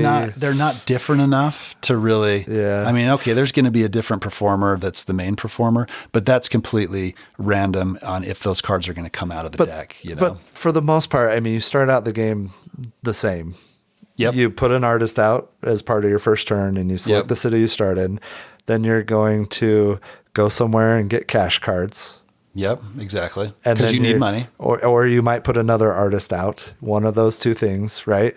And then you're within the first couple turns, you're trying to go to a medium city to get the ticket cards so that you can get some of those bigger number artists. Because if you see them out there, you're looking at what artists are needed for the big cities. Right. Oh, okay, there's the 13, Yeah. right? I got to go get that before somebody else does. So, so it seems kind of linear, right? A little bit, yeah. Yeah. Yeah, I would agree with that. Yeah. So, I mean, I worry about that. Like the first few times I played it, I was really kind of enamored with it. I'm like, oh, this is really great. I mean, I love it. And then the third time, it was still fun and I enjoyed my play, but it does seem like, yeah, maybe it could get a little samey. So I think part of that for me is, you mentioned a little bit there, Kevin, the randomness. There is some randomness in this game to be aware of. I think it's a feature in this game, and I don't think ultimately it's a downside, but it is something to be aware of. For example, in the endgame scorecards that you draw, you can draw one that towards the close of a game, and it doesn't work towards what you've been working on all day. I think a simple fix, we even talked about this, if they let you draw 2 cards and choose the one that you did, like I think that would make a big difference here in allowing you some degree of mitigation. But they also have that, I think, in the tickets and in the money cards, right? Because while the money cards, I don't think it bothers me that much because you get what you get and you have to make do with what you've earned. And sometimes you earn more, sometimes you earn less, and sometimes it's bad to earn more, honestly, because you don't want to use the instant actions. You want to be able to put it in your tableau. But the cities themselves are requiring specific numbers. And if those numbers don't come out, or they come out on other people's turns and you don't get those numbers, you can kind of feel like at times, I don't have a chance in scoring a city, at least not a city that's really nearby to me that would work, and I have to make adjustments to that. And I think that could potentially feel bad in certain scenarios, but I think most of it is, like I said, I think it's a feture, but I can see. It becomes tactical at that point where, okay, I got to switch to do something else. You know? Yeah. I do like that with the ticket, there's an open draft there. I mean, there's 5 slots that are available. So there's 5 cards available to you. It does hurt a little if the cards that you need for big city or main cities don't come out. In the last game that we played, it wasn't until very late on the game that Kevin and I both got 10s. We got New York. Yeah. We got the 10s. Yeah. I never got the Indianapolis number. I never even thought about trying to complete that one. As far as the scoring cards, it does stink if you get a scoring card later on in the game that you only can score like on the lowest or not at all. Yeah, that's terrible, and that's going to put you out of the game. Which it did for me in that last one, for sure. It did. There is a slight way to mitigate that, though. There is. You put your first 5 artist cards out, could go towards those 2 rows that then give you your second and third card. Yep. And that can be pretty early on in the game that you know which 3 scoring goals you're working towards. But at the same time, those will clog up your hand a little bit until you can get those out of your hand. But yeah, you can mitigate that. One other thing, and it's funny that you brought this up because and we both said this, we needed a 10 for New York. Yeah. I mean, how thematic is that, right? So this game, it's about numbers. So I don't necessarily think this is a negative, but the theme doesn't necessarily come through in a lot of the mechanics, right? It's really about okay, I'm putting numbers on the board and I'm putting colors on the board. And that's about it. I mean, there's certain things you do. I do think it's cool that you go to a small town and you do a performance and you get money. And then because there's no circuses in adjacent towns, They like, come to- "Hey, I want to come to that circus, right? And I'm going to give you money." Yeah. And I think that's really I thematic. love that. I Yeah. love that. And that's thematic. But then you go to the medium cities and why do I need 10 pedestals at my performance? Right? It's like, okay, that one It broke down a that little one broke bit there. It breaks down a little bit, and then it breaks down even more. Well, and then in the big cities, it's a little bit more thematic because they want specific actors. But then it's just basically a number or artist. But then it's basically a number and then a color before and a color after. Yeah. So something to be aware of. And there's a lot of games that are like this where it focuses on mechanics. But if you're looking for a heavy thematic experience, you may not get it with this game. But While the it's- mechanics are good. It's beautiful on the surface, and Yes. it makes you feel like, the art on the cards. I mean, I feel like I'm at the circus. Yes. I don't know that necessarily translates to the actual gameplay. I don't. I exactly. think mechanisms themselves don't necessarily feel circusy, but I do feel like the game feels circusy based off of the art. Like I really the one mechanism type that kind of worked towards it was that you are going and giving these performances and you want to set up these acts so they work together and they flow together, especially the ones that have like scoring or bonuses based off of what you're putting in your circus, right? So in that ring, so like some cards are looking, hey, they want more animal acts performing after them. Some of them want acrobats performing before them, whatever it might be. And so there is some mechanism there where it's talking about, hey, these are the things that should follow this act. And it's very subtle and it's very nuanced. But like I found myself looking at my board at the end and feeling like it told a story.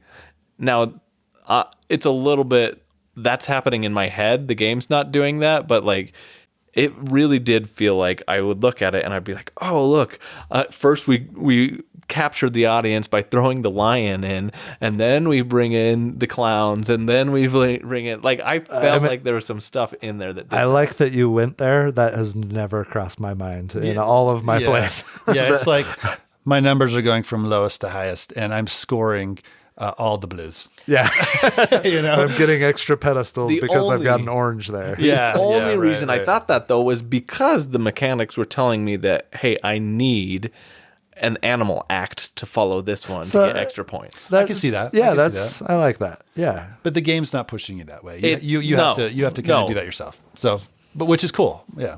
I think this game can also have a little bit of a problem of someone min-maxing at the end. You're building this tableau and some of the cards score victory points at the end of the game based on what row they're in and what cards are before or after them or just anywhere on the tableau. And so there can be some A little bit of AP, maybe. little AP, little long turns there at the end, trying to decide exactly which row should I place this one in and to maximize my points, right? I think it should be mentioned as well, though, that compared to what a turn normally is in this game, it may be long for this game, but that may not be that long is because true. the game It's turns pretty themselves snap. are really quick. Yeah, if you're familiar with Ticket to Ride, it's basically the equivalent of those types of turns, right? Yeah. Yeah.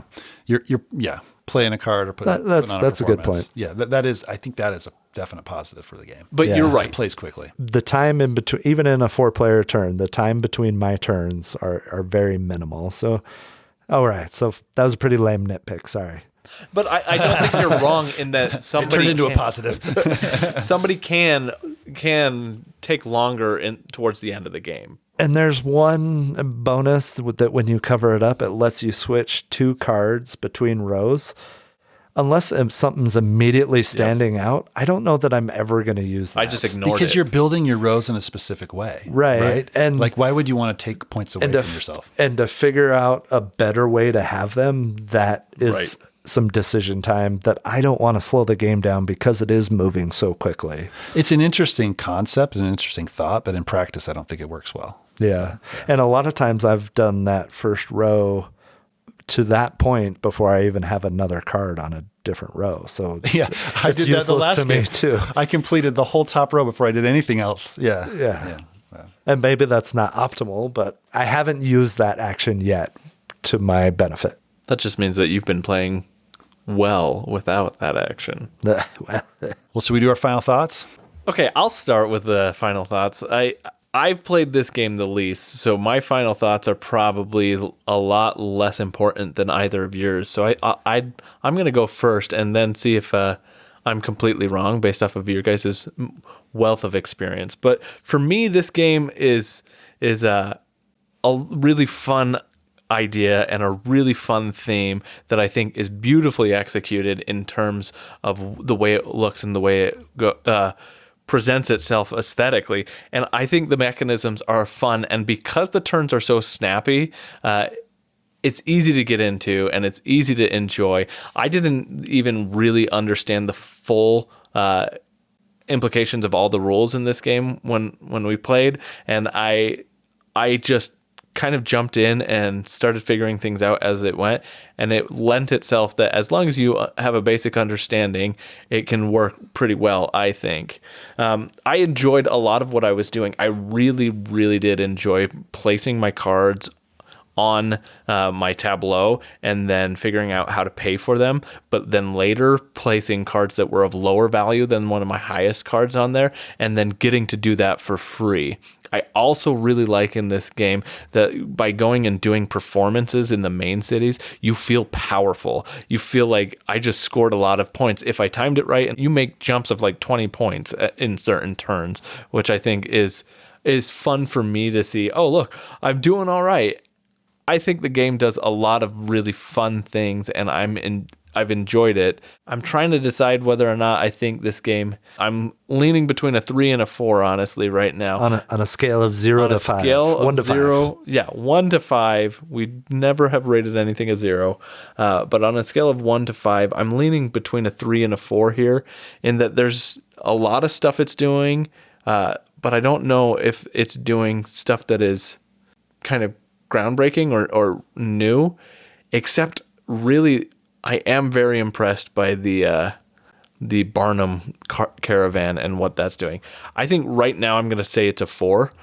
It has the potential, I think, to even increase beyond that, but it also has the potential, I think, to fall down to just an average game. This may not be a game that I see us playing all that much throughout. It fits in a playtime that is potentially too long where we would want to get other things to the table, but if we play it enough, it could be fast enough that you could get a game of this in relatively quick. So for me, I'm going to settle on a 4 for this game, but it could go either way. So, I mean, I have similar feelings. I do think it does some innovative stuff that I haven't seen before. The whole card play, I think, is interesting and fun, that you're playing lower to higher value cards, being able to play higher value cards and get other cards out for free. I think the board is interesting, where you're covering up things, you're getting less movement as the game goes on. I like that part of it. I mentioned before that I feel like it could get a little bit samey. And I don't know if there's enough variability for me to keep it interesting for a long period of time. So that's a worry I have. But for now, I'm really enjoying it. And it hasn't worn out its welcome yet for me. And I'm excited to play it more and explore it more. So, yeah, for me, I think it lands at it's a 4 for me. And I think it probably will stay at a 4. It's a game that I played with my family. They enjoyed it. I think I can get it out and play it with my family more. And the more we play it with them, the quicker the play time will be. So I'm happy I got it. I'm happy it's my collection. I think it's going to stay in my collection, at least for the short term. So 4. It's a 4. I like all the things that you guys like. I like the card play. I like how it ramps up and then kind of comes to this point where it could end really quick or it could drag out a little bit and you can get some more artists out as long as everybody else is also playing artists. There are a lot of things that I like about this game, and it's beautiful. It is a beautiful game. I love the components. I love all the art on the cards, and it's really beautiful to me. You brought up something when we were talking earlier, and you just touched on it again, the variability, and that sometimes it can feel a little samey. And to a certain extent, I can definitely see that as a possibility, that it could get pretty linear at a certain point. But I think about like a game like Ticket to Ride, and I compare it to that because it also has those very quick turns that you're taking, just like in Ring Circus. That kind of feels a little bit samey to me as well. I know there's maybe a little bit more going on there, but you're building routes, you're drawing cards, you're building routes, you're building routes, you're drawing cards, you're building routes.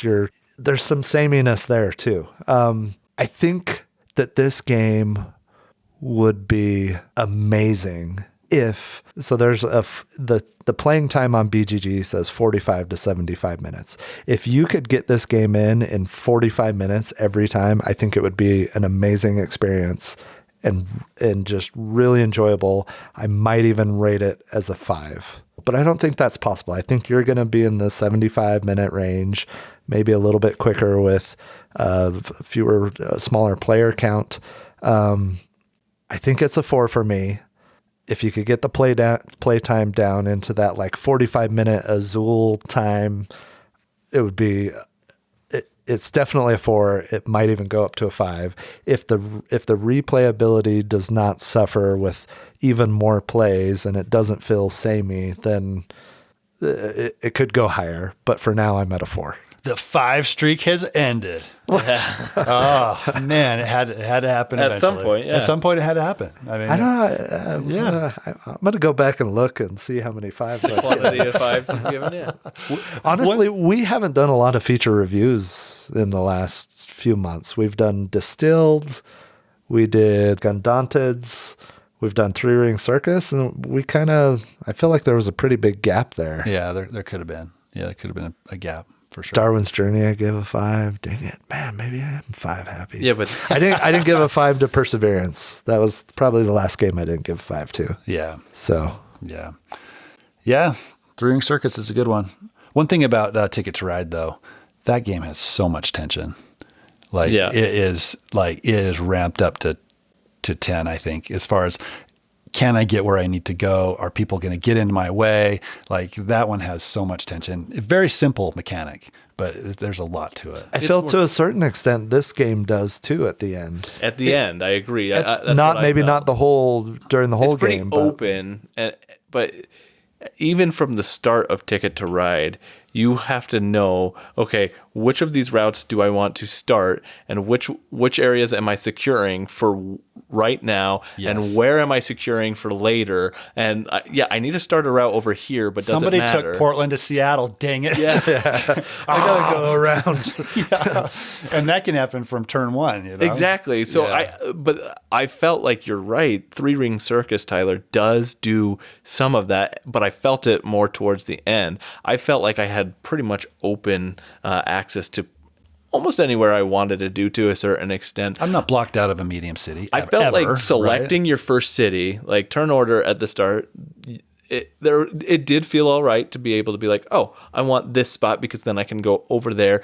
and I can collect a lot of these. But there's a couple of spots, regardless of what the setup is, I think, that are going to be desirable. And you don't feel like, oh, just because I got third or second, it doesn't matter to me. I didn't touch on this, but I do love when you have the Barnum card in front of you, because hey, I always will get at least one more turn. And if something doesn't trigger, the next main city doesn't trigger scoring, then I've got a little bit more room to, hey, it's my turn again. I could make it go one more round, or I can make it score right now. I think that's got some fun decisions there too. But that new comment. It's an L5. It's a 5. Still 4. Okay, a solid 4. Solid. It's no longer a shaky 4. It's now a solid 4. Yeah, it's a variable scale. Whatever. All right. Well, I think that wraps up our review of Ring Circus. Yeah. Is there anything you guys are excited about that you want to talk about?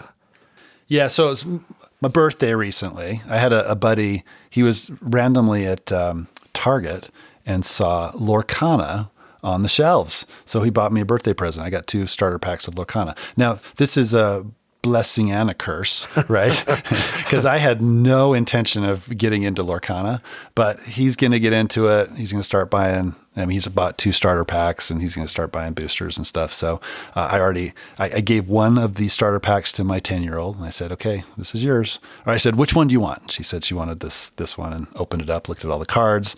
There was Hades, there was, Mickey, there was all these characters that she recognized from the movies. She was super excited about it. There was one booster pack in there that we opened up and got a foil, and she was just super excited. And it made me excited because I want to play it with her, and I'm going down the rabbit hole. So TCGs make for both the best and worst gifts to give somebody. Oh yeah, because my wife wasn't happy. Exactly. If a friend gives it to you, it's like they're saying, I need you to do this with me, and now you feel obligated to a certain extent. I had a buddy it buy wasn't me hard to get me on board, believe me. No, but it's also it's like gonna do it? drugs. It's like getting somebody hooked on here's this first one The for first free. one's for free. That's what happened to me. And now you're stuck. Oh, that's terrible. Yeah, right. So are you not going to do unlimited? The crappy thing is, I'm probably going to do unlimited too, because I think that's going to be a better game. Now you got to buy it Right. for him. You got to buy unlimited for him as Because well. he's a huge Star Wars fan as well. Yes. I mean, well, see, the best case scenario is you get as large a group as possible buying into a TCG as you can, because then you can actually trade the cards. You can fill in gaps with what you don't have, and then you have people to play with, right? So Yeah. it's not just a sunk cost where you don't have people to play with. So When did he get the cards? Do you know? Or when did he get the packs? a few days ago, I think. I went to Walmart a few days ago and I'm like, I don't even think they have a card section anymore at Walmart, at the one by my work. And then I was going to try Target just to go see. And Yeah. I've just been busy and I didn't make it. But I was thinking about it, about trying to see if I could find a couple packs of Lorcana. But Yeah, just to try it out. Yeah. Because it's not that expensive just to get the booster or just to get the starter decks. Where it gets expensive is when you're buying all the boosters and stuff. But just to try it out and see if you like it and the mechanics of it. So do they have like different tiers of the same card where it's like foil and I think the so. rarity is So Greg was asking me all these questions about the game, and I'm like, I don't know, because I didn't research it. like I had no intention of even getting into this game. So when we now went to- I'm an addict. we went to Gen yeah. Con. I never even crossed my mind to get in line for that. yeah, it didn't for me either, because I knew it was going to come out in the big box stores eventually, and it's like, well, just wait a month until it's readily available. I didn't have the FOMO then at all, but I mean, what I love about it, I love the look of it. Yeah, I love the art.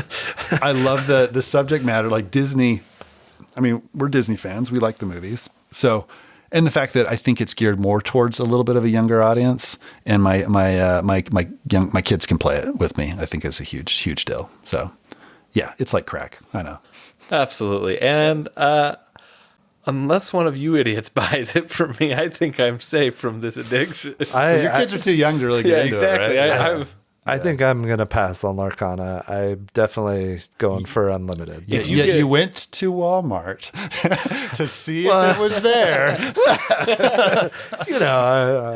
I don't know. It was a crime of opportunity, and no opportunity didn't present I'm itself. also sometimes looking to flip things and then pay for my other board game purchases. Yeah, but I think we're past that. Yeah. I think. So you want to be a dealer is what I'm hearing. Once it's in Target, then it's just, I mean, it's out. I got to get my Grail game somehow. Big Trouble in Little China. So that thing goes for $275, $300. I need to find a way to justify that at some point. So there was a game announcement today that I thought was really exciting. I'm not sure where I'm at with buying it or not. But this game has, if you look at the mechanics on BGG, it's got multi-use cards. I know everybody here at the table likes that. Love it.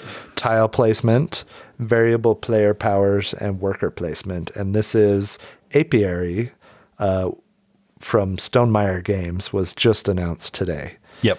And it's bees in space, which immediately made me think of Futurama episode where they're harvesting the honey from the space bees. And A single sting of their hideous neurotoxin can cause instant death. And it's not even I haven't like seen it, but it sounds hilarious. yeah, it's awesome. it's not ironic. Like it's not done ironically at all. Which I mean, Space whatever. bees. But they're wearing wearing like helmets, astronaut Yeah, helmets. humans Like, are gone. They no longer inhabit Earth. The bees have advanced, These bees are larger than most Buicks and twice as ugly. and they're spreading their pollen and their. I read through it, and I like This- it's such an it reminds me of like Cosmic Frog, right? Like where Yeah. you've got these giant frogs eating planets, like and it's like this out there idea, but I'm still somehow intrigued by it to some extent. This does nothing for me.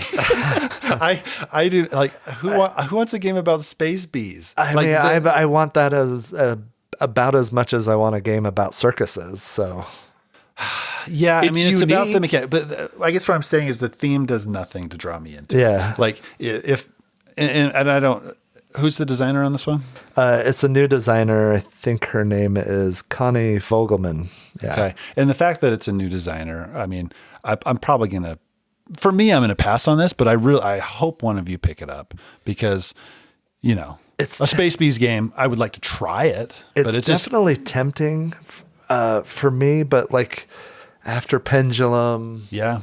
That's why I'm not after Red Rising, I'm Stonemayer's not not all in it's every not time on Stonemeyer games. not Right, an but like insta-buy. Expeditions, I really enjoyed the Yeah. one play of Expeditions, but But that I'm was not- a Stegmeyer game, and I'm usually a lot more excited about Stonemeyer games when it's coming from Stegmeyer than I am about some of these collateral kind of Other third-party designers coming in. that Yeah. may have a great like reputation, maybe great designers, but like I want Stonemeyers for like I came in on Scythe and Viticulture and Euphoria and right like and that's what I want when I think of Stonemeyer a lot of times. So But even Expeditions, I'm okay. I don't have right. I mean, I don't know. really, I'm I excited really to get more enjoyed. plays. I of wanna it. play and we more. haven't talked about it on the episode yet. I wanted to play it a little bit more before we did, but Yeah, I enjoyed it for sure. But I'm fine with you having it, and I'll play your copy. Yeah. So, but that's how I've started becoming anyway as we've gone on like over the years that I've started backing off on buying as much because you two tend to jump on things a lot more, and there's only a couple of games where I'm like, I really wish I had gotten a copy of that. I mean, Cthulhu Death May Die, I ended up getting a copy of that one because I think that's worth having for me. Voidfall, I'm concerned that I'm going to have some FOMO, but I'm not positive because the I might playtime be. might be a little bit too 240 high. minutes. Yeah. I might be interested in selling you my copy. I don't know. Yeah, well, So I can get Big Trouble in Little China. you got to find a way to pay for it somehow. Already on Voidfall without even trying it. This is the same I'm thing you excited said to for play your Ankh. copy.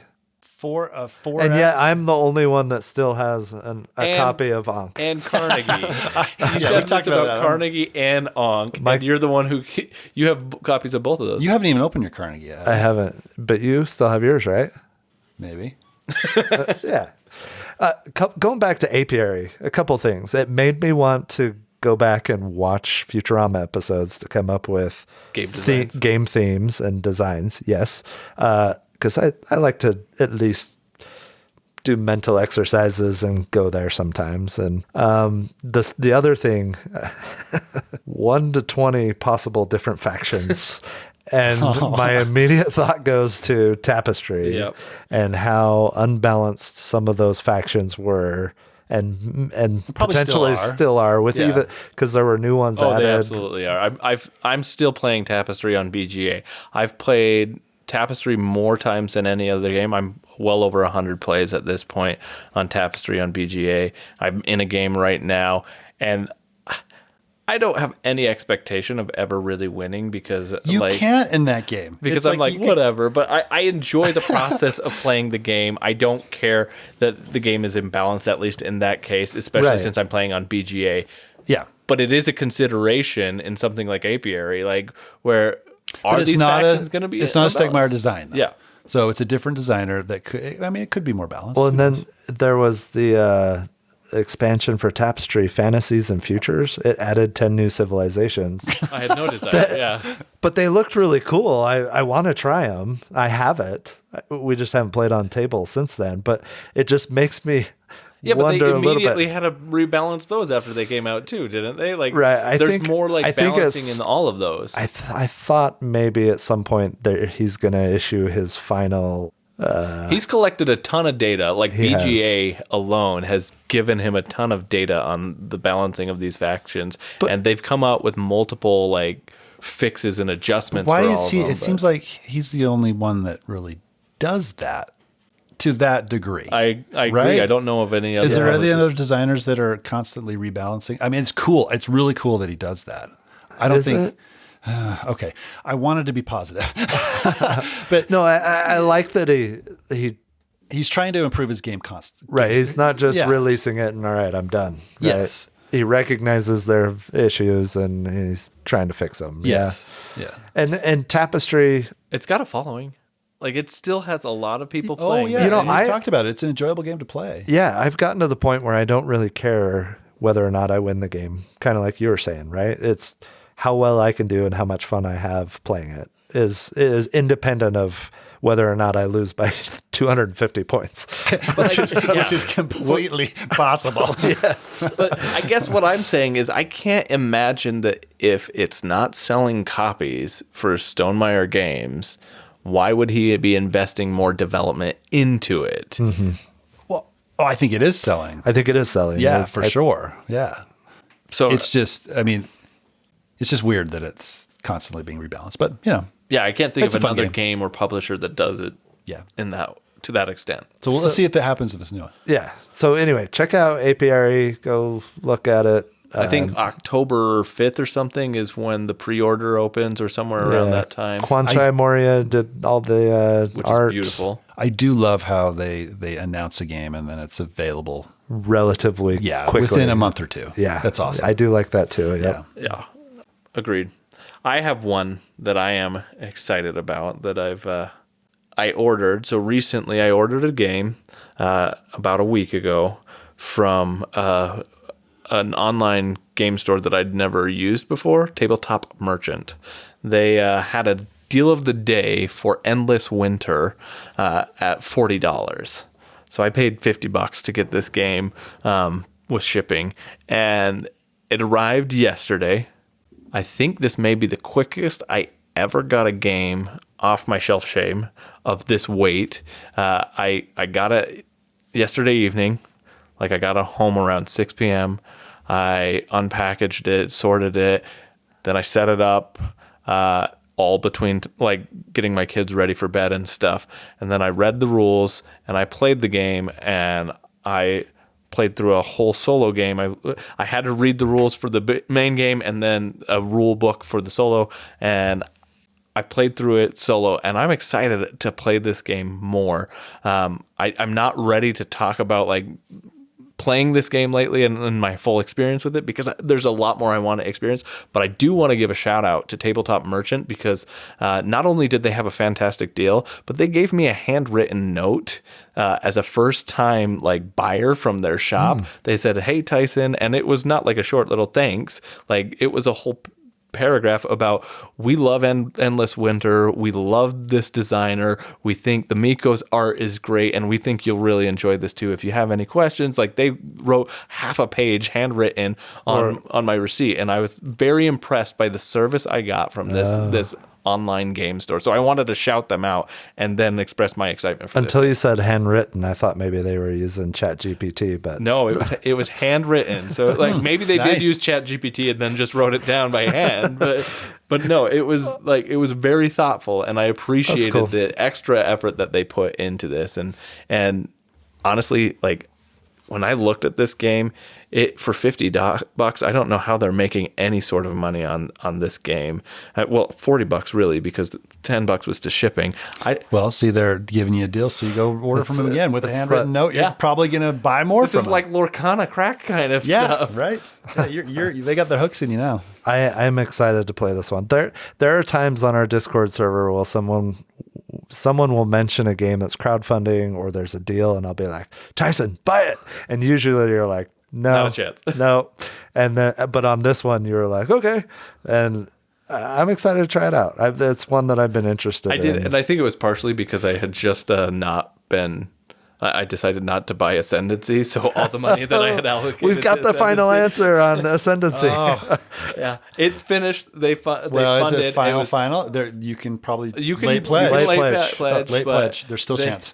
They raised over $400,000. They did very well, nice. and I hope them the best of success because I think it's a phenomenal game that for the right group will be a phenomenal experience. I just don't think that, like we were just talking about Voidfall, and the problem with, are we going to get Voidfall It played? is a concern. And I would much rather, I feel a lot more confident that we'd get Voidfall played than we would Ascendancy because it's Mind Clash. So, I mean, I don't know.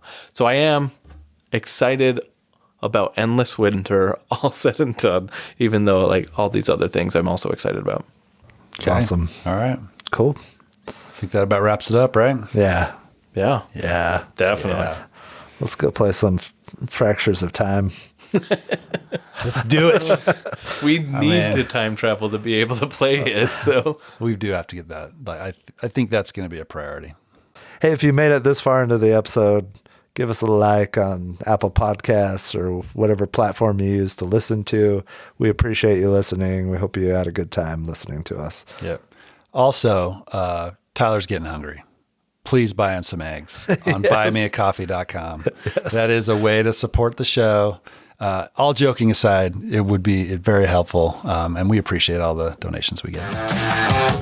Thanks for listening to this episode of the Longest Turn Board Gaming Podcast. If you enjoyed this episode, make sure to check out our full-length episodes. We discuss games that we've been playing, do deep dives and feature reviews, share top 5 lists on a variety of board game topics, and discuss all things board game related. For even more Longest Turn, check out our Discord server, Board Game Geek blog and guild, Instagram, and Twitter. All links and information are included in the show notes. Thanks for listening. Well, you were just talking about Big Top. I'm talking about another game with short words with great potential. With short Great split. words. Sorry. Short words. Birds. It's those tiles are positioned in the row is how powerful that action's going to be. Oh my gosh. Sorry. Okay. So I need some circus music now. is that going to be the background music the whole time? I think there's gold, silk, pepper, and camels. To help with that, try searching in the Apple Watch. Wow. Shut up, Siri.